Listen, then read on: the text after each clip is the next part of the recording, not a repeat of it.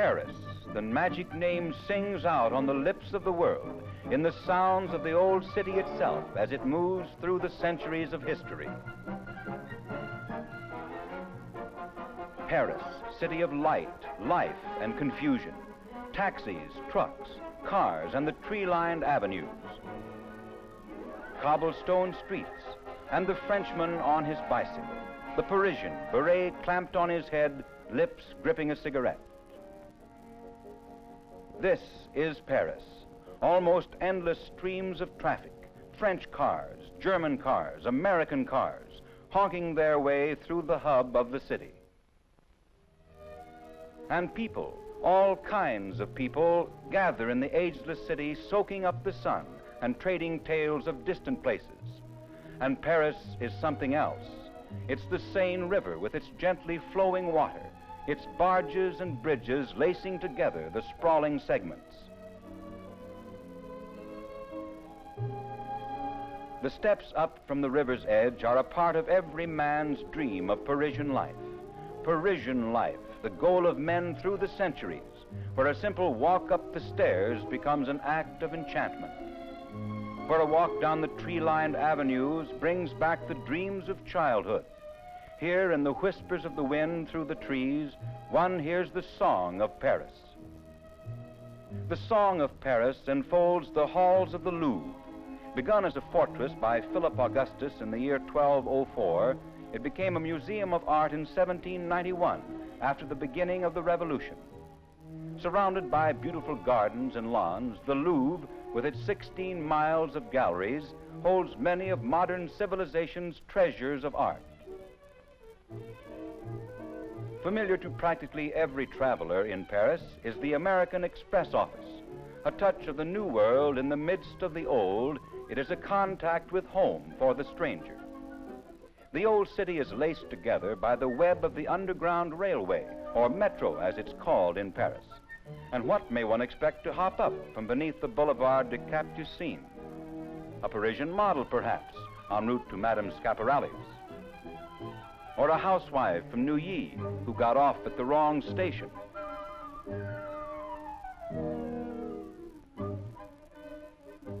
Or a lady from Montmartre with something on her mind. All disappear into the throngs threading their way along the streets of Paris. This, too, is the song of Paris, the song of many tongues, the song of many lands, mingled with the sounds of traffic. Sometimes the sights along the Rue de la Paix are nearly identical with those along Main Street home. Working girls shopping during lunch hour. All the baubles for which Paris is famous are on display. Furs, fabrics, and perfumes. And even doll shops arrest the attention along the Rue de Rivoli, with dolls dressed in the costumes of peoples of many countries. The song of Paris sings of the flower vendor with her gay blooms, fresh from the rural districts of France. Flowers for Madame? Or perhaps an original creation from the famous salons of the Parisian designers. Happy ladies emerge, with empty-pocketed men close behind. A harrowing experience is the attempt to cross the street at the Place de la Concorde, known today as the world's loveliest square. And yet, at this spot, more than 3,000 people lost their heads to the guillotine during the Revolution. Beginning at the Place de la Concorde is the Avenue des Champs-Élysées, with the magnificent Arch of Triumph at its terminus. What an unforgettable experience, the cab trip up the Champs-Élysées as we bounce along the cobblestone street.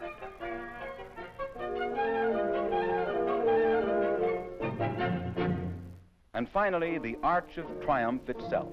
Napoleon planned it as a memorial to Napoleon, but it has stood as a symbol of victory for good man and tyrant alike. Paris has its share of monumental statues, typical of most European cities. The monument to Marshal Foch faces the Palace of Chaillot, standing guard over the thousands who promenade along the Chaillot grounds.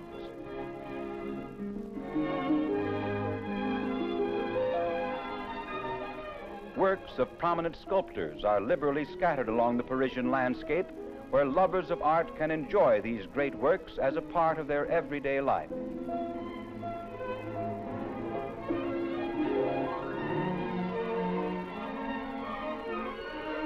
One of the greatest symbols of any city in the world is the graceful tower built by Alexander Eiffel in 1889. The Eiffel Tower so intrigued the world that it has become the hallmark for the city. The stiff-necked visitor finds it even bigger than he thought it was.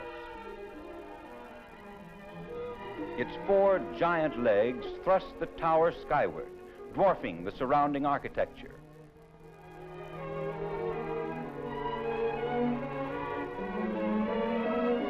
Above the trees, the steel girders converge in lace-like patterns, webs of support against the strength of the elements.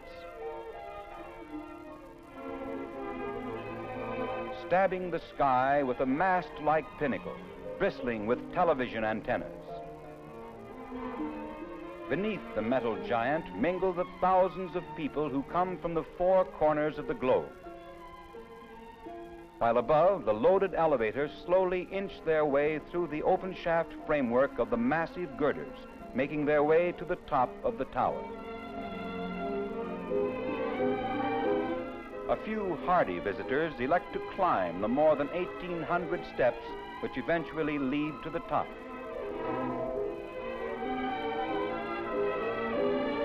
But for the most, the elevator is the means to one of the most memorable trips of a lifetime, to the summit, more than 980 feet above Paris.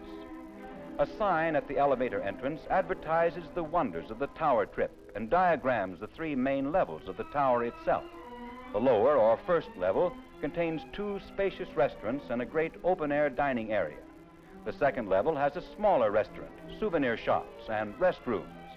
And at the very top level, a snack bar, souvenir counter, and post office. Armed with tickets, we watch the big 2-story high elevator come down to get us.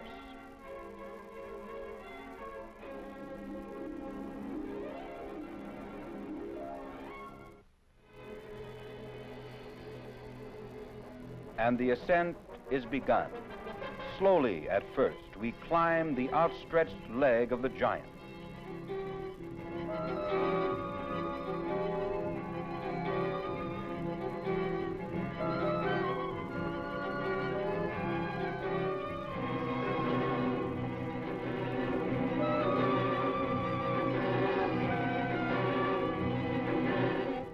From the first level, people below us are but dots on the landscape. And from the fabulous Tower restaurant, we look out to Paris as we enjoy our meal.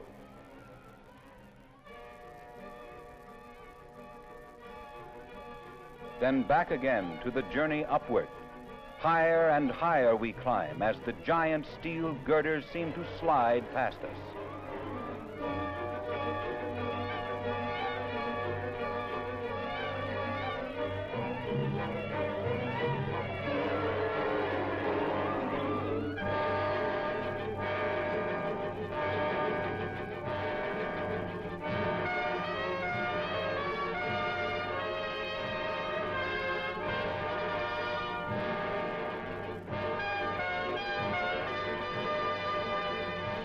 At the second level, we change cars and continue our breathtaking climb to the top.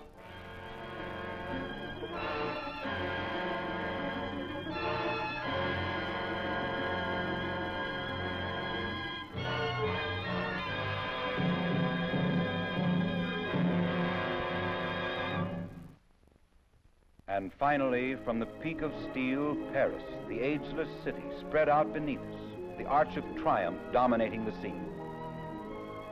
From another vantage point, the Palace of Chaillot, spotlighted by the sun as it peeps through the clouds hanging low over the city.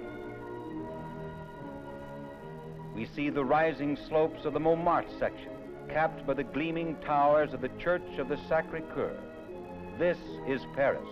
This is the song of the city. It is a song of reverence, typified by this magnificent church atop the hill. The Sacré-Cœur was consecrated in 1891, and from that day has taken its place with the wondrous sights of Paris.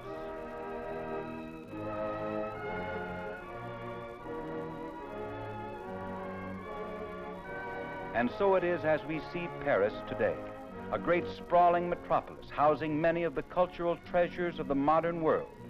Yes, Paris is many things. Its historic old Notre Dame Cathedral, dating from the year 1160 AD.